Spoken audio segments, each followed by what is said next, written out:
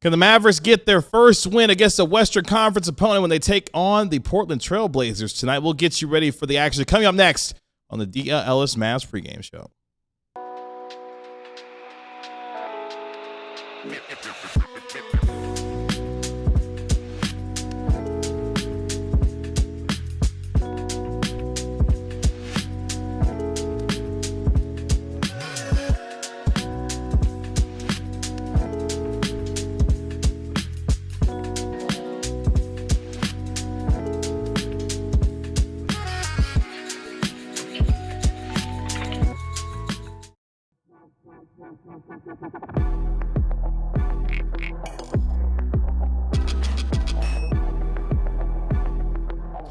Welcome to the DLLS Mavs pregame show powered by Michelob Ultra. Cheer on your team with Michelob Ultra at 2.6 carbs and 95 calories. It's a superior smooth taste worth playing for. Michelob Ultra, official beer sponsor of the NBA. Kevin Gray alongside our DLLS Mavs analyst Bobby Carrella. We are DLLS Mavs.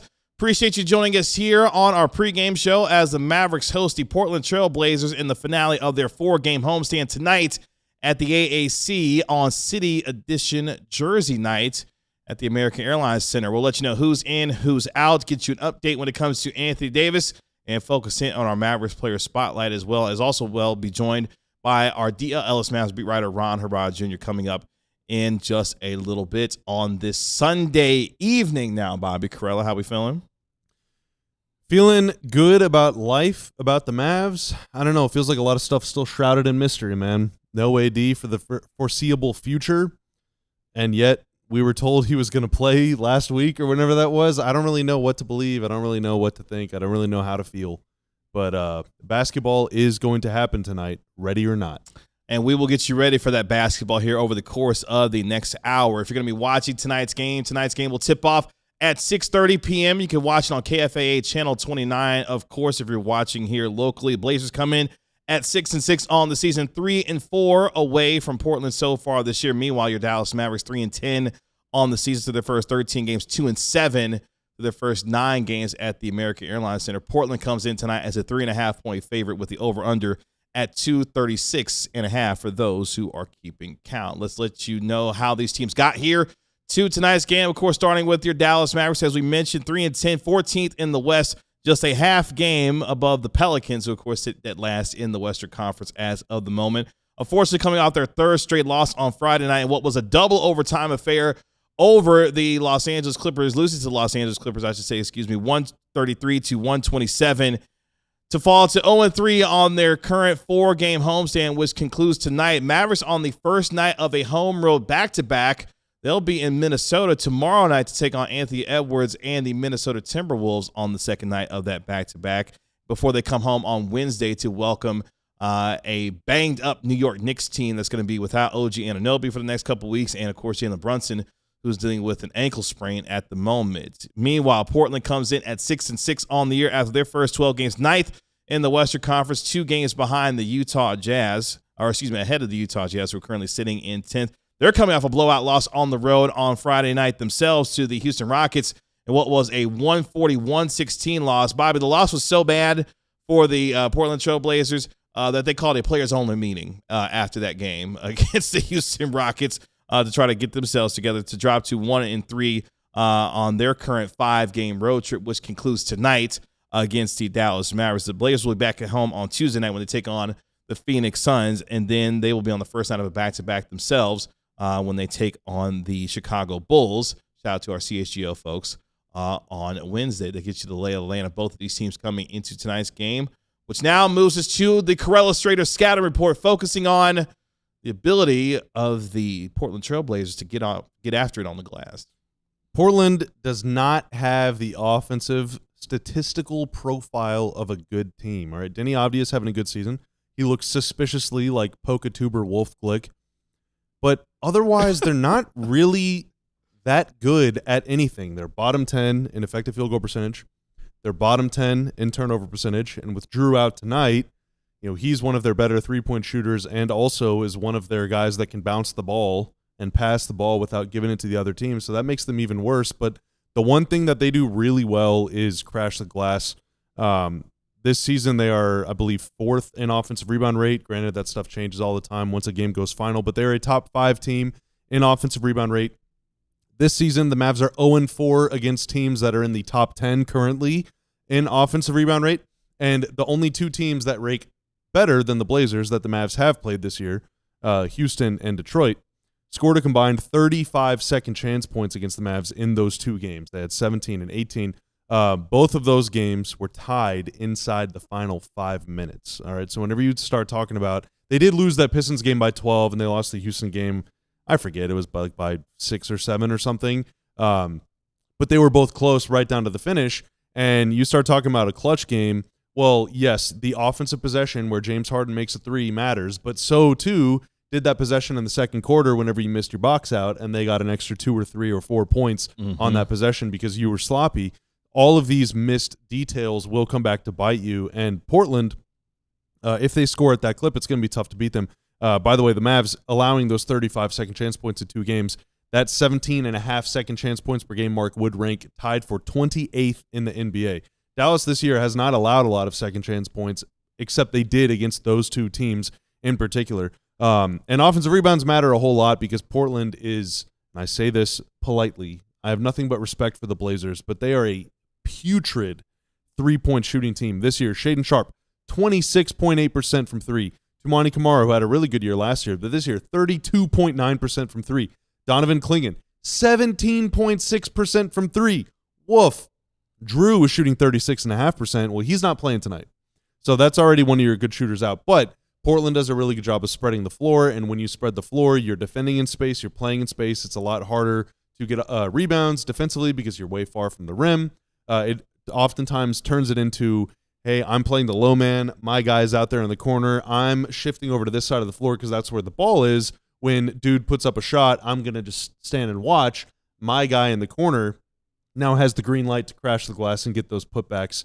Think of like what Andrew Wiggins used to do against the Mavs a lot whenever they'd play the Warriors. So everyone has to box out. The Blazers have a bunch of dudes that get 1 or 2 or 3 offensive rebounds a game. Clingan, I think, averages 4. So you have to box out. We say this all the time, but especially in a game like tonight because Portland doesn't do anything else well offensively. Oh, that's it. Yep, that's it. Okay. Also, one other note. Tonight is the Mavs' 10th home game of the year. It is. Okay. The Knicks are the only other team in the league that have played more than 8. The Knicks have played 9 home games. So the Mavs, really, really home-heavy portion of the schedule. Tonight's the last night they play at home on this little homestand. So maybe they'll who am I kidding?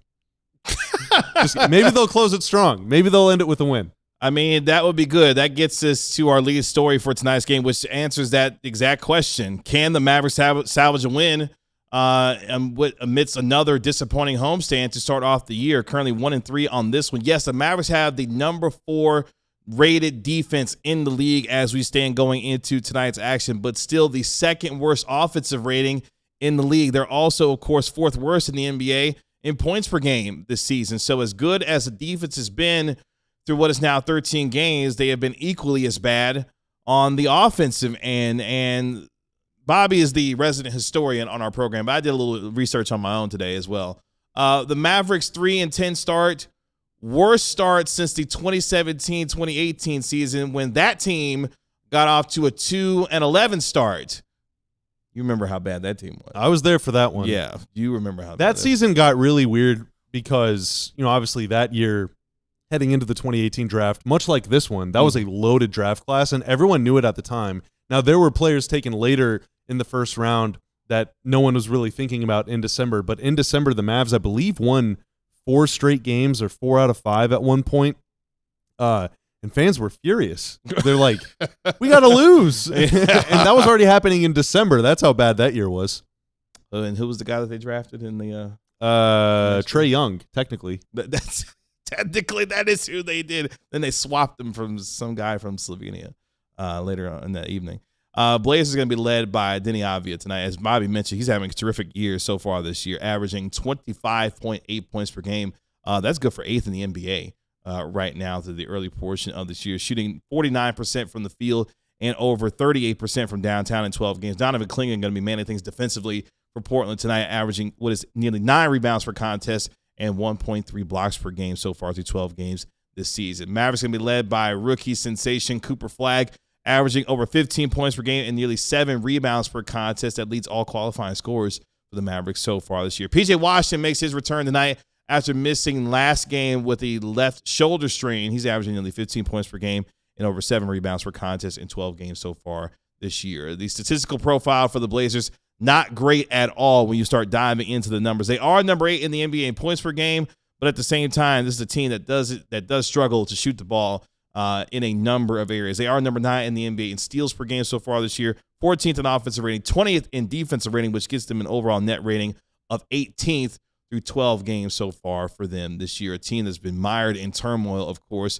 with the arrest of head coach Chauncey Billups in the federal investigation into gambling as far as he's concerned. But the team has found a way under interim head coach Thiago Splitter to be able to steady things even in the midst of the injuries that they're dealing with as well. Scoot Henderson has been dealing with a hamstring tear for them so far this year. Meanwhile, the Mavericks and the Blazers playing the first of what is 3 matchups tonight. The only matchup, though, this season here in Dallas between these two teams. They'll play each other again on December 29th in Portland when these two teams get together once again. Last year, the Mavericks won the season series 3-1, where the Mavericks scored at least 117 points in each of those 3 wins. Fun fact about the Blazers playing the Mavericks for the first time this season.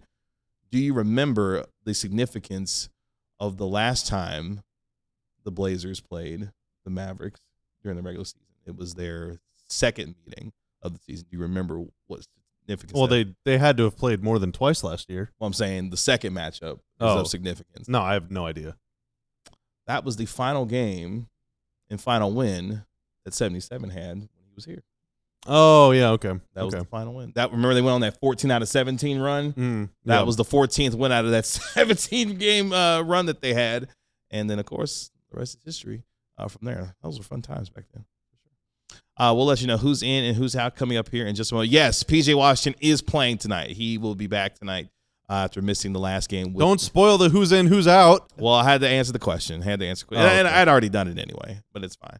We'll let you know the rest of who's in and who's out for both teams, plus an update when it comes to Anthony Davis, and we'll focus in on our Mavericks player spotlight on our favorite here on the DLLS Mavs podcast, Najee Marshall. And we'll get you the X factors as well. Before we get to our guy, Ron Harrod Jr., live from the AAC, let's help you win some money tonight when it comes to prize picks. I'm going in between like a weak play and a real gutsy play tonight. All right. So you hedging? I'm splitting the difference. So yes, got it. No, I'm going for it. Brandon Williams, more than 11.5 points. He was not very good the other night. He needs a bounce back I think he's going to bounce back, and Okay. I think them missing Drew helps the cause a little bit. Okay. Cooper-Flagg, more than 0.5 steals. I think he's going to get at least 1. He gets 1 or 2 every game. Portland turns it over a lot. There you go. Donovan Clingan, more than 6.5 rebounds. Of course, he gets a lot of offensive rebounds. Yeah. And the Mavs, they have a penchant for conceding a lot of offensive rebounds.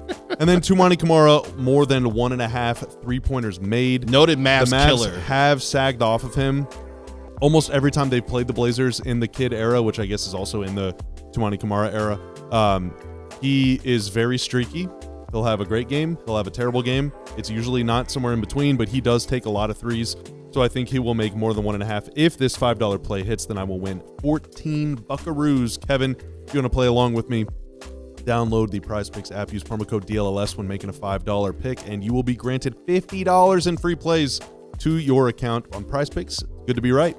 Make sure you like, comment, and subscribe to DLLS Sports while you're here and join the over 35,700 subscribers that we move that much closer to 36K here at DLLS Sports as well. Big night for us tomorrow here, by the way, programming note. The Cowboys play the Las Vegas Raiders on Monday Night Football, and the Mavericks play the Minnesota Timberwolves at around the same time. So it's going to be a busy night for us here. So we're going to have a watch. Cowboys going to have a watch along. We're going to be obviously having our pre- and post-game show as well. So it's going to be really busy here at the DLLS Sports Studio. So make sure you tune in tomorrow. It's going to be a really fun What kind day. of emotional state are you going to be in like 24 hours from now? 26 hours from now? An absolute wreck. Yeah? Yeah. We were watching like football today. It's kind of cool when the Cowboys don't play on a Sunday because you can just like, I can just watch, NFL football, worry free. But then all eyes will be on the Cowboys tomorrow night when they take on the Raiders, and all eyes will be on us as the Mavericks take on Anthony Edwards and the Minnesota Timberwolves on the second night of the back-to-back. Let's get to the American Airlines Center. Welcome in our DLLS Mavs beat writer. He knows sports. He is Ron Harrod Jr. Ron, you going glasses less tonight? Contacts? We got contacts. Yeah, no going? glasses tonight. We're going contacts tonight. Let's go. Okay, you trying to change the juju up as well inside the arena. We're going with no glasses tonight, it sounds like. Yeah, definitely. But yeah, things are feeling okay at the AAC. JCK gave an update on Anthony Davis. He said, I think the big quote was he wants to be out there to help us, but he did have an appointment yesterday, is the way Jason Kidd described it, and they'll reevaluate him in 7 to 10 days. The Mavs do have 5 games in 7 days, so it seems like he'll miss the next at least 5 games, but we'll see kind of how Anthony Davis develops. But Derek Lively is in. He will be on a minutes restriction.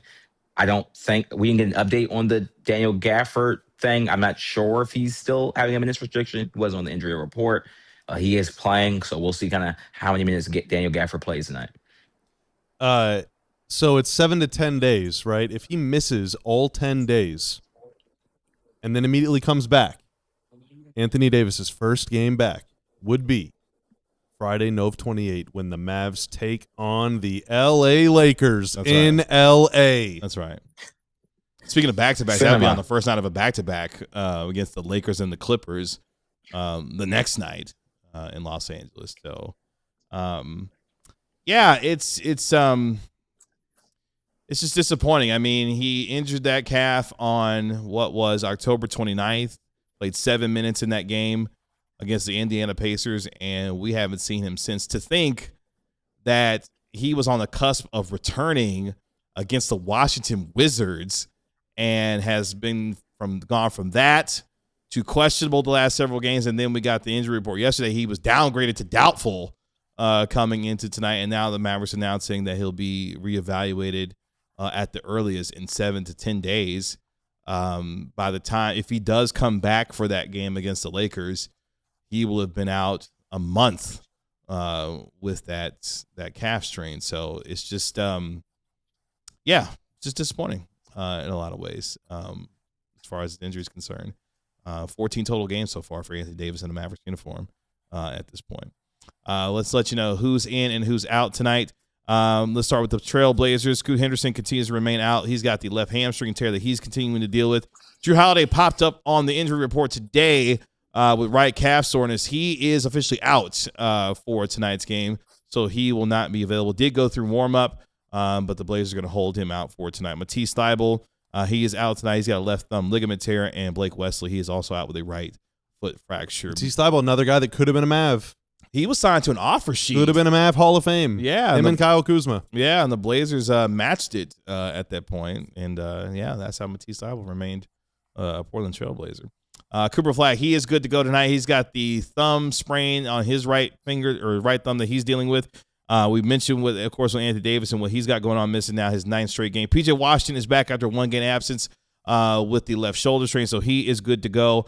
And Ryan Nembhard, he is out tonight. He has got a left knee sprain that he's dealing with. So friend of the show, Ryan Nembhard, going to be missing tonight with the left knee sprain. Derek Lively II, who is back from his right knee sprain, of course, played the game on Friday night, will remain on a 15 to 18-minute restriction for Dallas. That gets us to our Mavericks players. Before we get there, I'm sorry, what else does Jason Kidd have to say prior to tonight's game, Ron, that stuck out for you?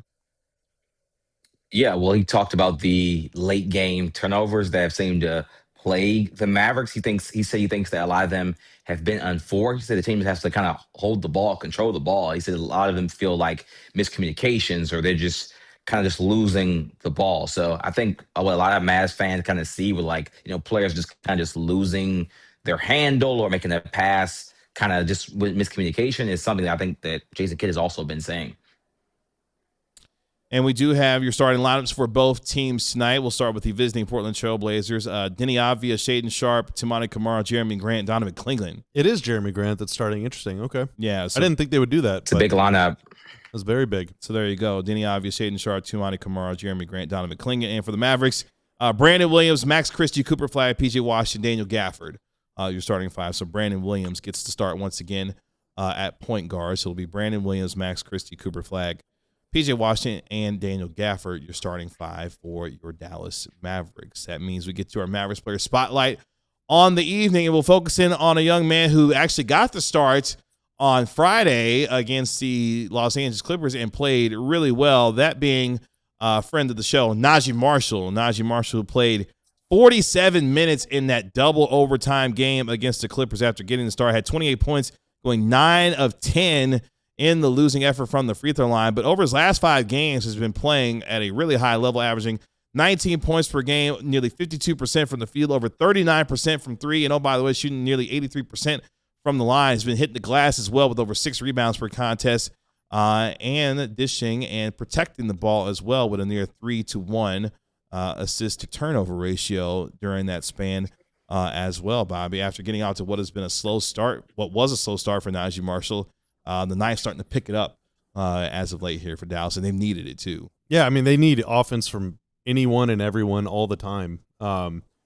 He's had a pretty good run here. There's really, I think that Coop has generally been pretty good. He's had some halves where he's kind of gone missing, but they haven't had anyone really play like 5 to 10 good games in a row. Najee's basically coming the closest right now. Yeah. You know, he's had a lot of good games. They just need 2 or 3 guys to be clicking for a while for them to really sort of like figure anything out. You can't go with the stop and start like, hey, PJ is going to score 28, and then the next night he's going to miss every single shot he takes. Like it's not even going to hit the rim, you know. They need guys to be steadily good. You need to know what you can get from everyone. Whether it's in the starting lineup or off the bench, Ron, Najee Marshall as of late has been playing pretty well for this team. And as Bobby mentioned, needing all the offense that they can get from the knife as of late.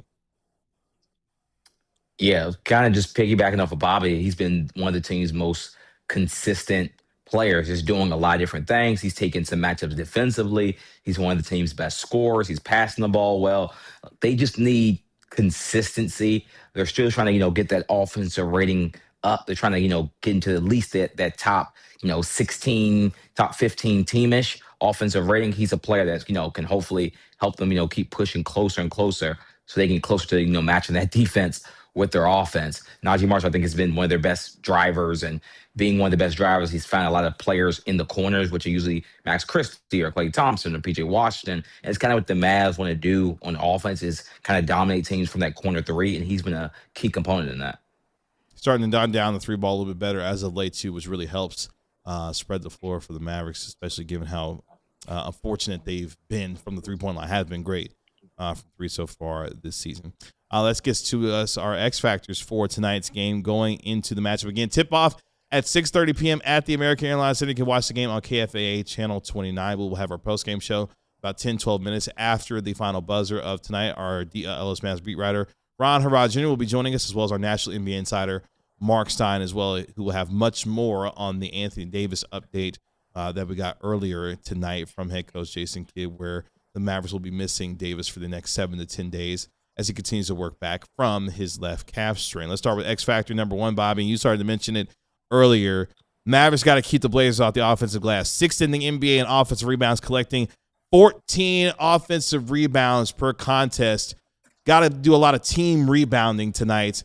Hopefully, obviously, with Derek Lively back, Daniel Gafford, who's been playing a lot and dealing with that ankle sprain of his, the team rebound is going to be big tonight against the Blazers. Can't be ball watching. That's a big team you're going up against. They all crash the boards. Do not watch the ball. Do not space out. Find a guy, stick your rear end right in his belly button, and back up. That's how you get a rebound. That's professional how you do it. There you go. Watch the Draymond highlight of his box out on Wemby the other night. Like, just do that. You just have to clear that dude out. And then after you watch that highlight, watch Wemby posterize Draymond Green on an inbounds pass. Not going to lie, I had a big smile on my face. No, we don't cheer for the Spurs around. That was funny. Let's continue with X Factor number 2. The Mavericks can't allow the Blazers, Ron, to capitalize off turnovers. Portland is really good capitalizing off of teams' turnovers this year. In fact, they scored the 5th most points off turnovers this season at nearly 22 points per game off their opponent's turnovers. You started to mention what Jason Kidd had to say about protecting the basketball. The Mavericks did not do that in crunch time when they needed to against the Los Angeles Clippers. They cannot turn the ball over tonight. Otherwise, Portland is going to take advantage of that.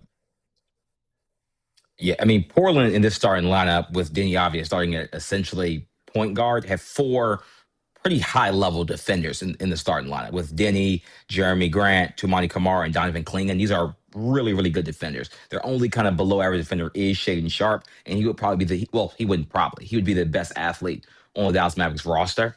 So even the player that's not even a good defender is a very high-level athlete.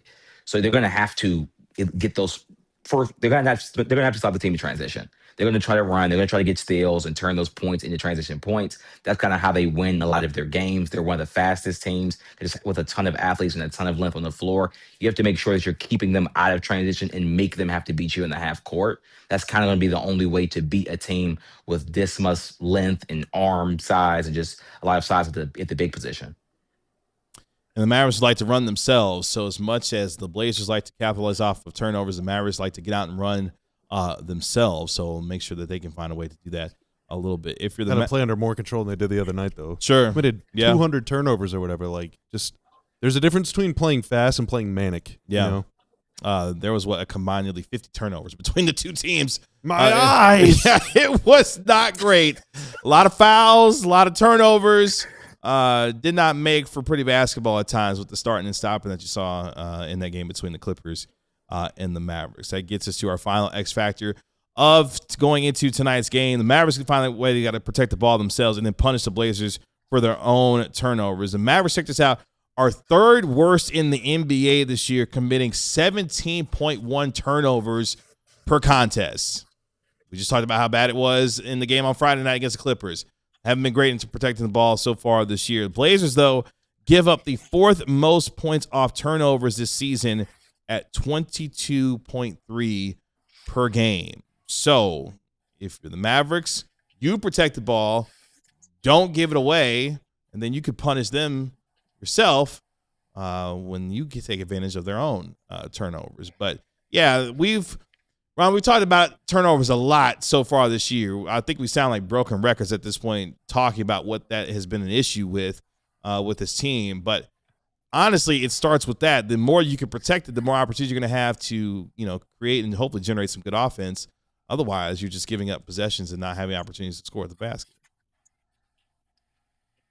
Yeah, I mean, without Drew Holiday, who doesn't turn the ball over that much, you have Denny at point guard, which means, again, we saw what Cooper Flagg was like at point guard. And Denny obviously is more of a veteran than Cooper Flagg, so he's going to be better than that at the point guard position, but he's a point forward. He's not a point guard, which means they do not have a true number 1 ball handler on the court, which genuinely means, unless you have LeBron James on your team, that you're going to turn the ball over a ton.